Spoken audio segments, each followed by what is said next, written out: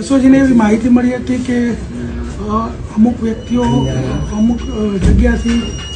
પોતે લિંક આપીને મંથલી 3 મહિનાના 1 વર્ષના એવા પેકેજ આપી અને પોર્ન વિડીયોનું વેચાણ કરી રહ્યા છે. તો એસઓજીની ટીમ જ્યારે ત્યાં ગઈ ત્યારે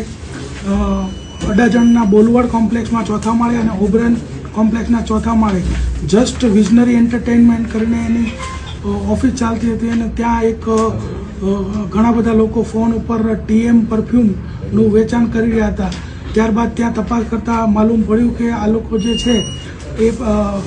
પોતાનું એક વાસાબી સર્વર ઊભું કરેલું અને પોતાના સર્વર ઉપર જે પોર્ન વેબસાઇટ છે જેમ કે બ્રાઝર છે, પછી પોર્ન હબ છે, પછી ફેક ટેક્સી છે, આવી બધી જે વેબસાઇટ છે જે અમુક ભારતમાં પ્રતિબંધિત છે અને અમુક જે છે એ પ્રીમિયમ ચાર્જ કરે છે. તો એના ઉપરથી એ લોકો વિડીયો ડાઉનલોડ કરી અને પોતાના સર્વર ઉપર મૂકી અને એનો એક્સેસ આ લોકો આપતા હતા.